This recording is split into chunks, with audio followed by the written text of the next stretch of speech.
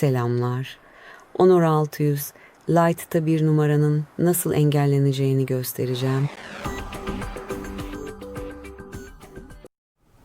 Öncelikle telefonunuzun arama ekranını açın. Şimdi tüm seçeneklere gidin ve daha fazla simgesine dokunun. Buradan ayarları seçin ve numara engelleye tıklayın.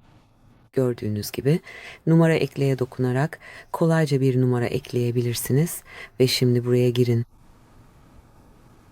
Engelleye tıklayın. Hepsi bu kadar. Bundan sonra artık bu numara size hiçbir şekilde ulaşamayacak. Yani bu numaradan arama ya da mesaj almayacaksınız. Eğer bu kişiyi engelden çıkarmak isterseniz sadece çarpı simgesini işaretleyin ve engellemeyi kaldıra dokunun. Hepsi bu kadar. Bu kadar.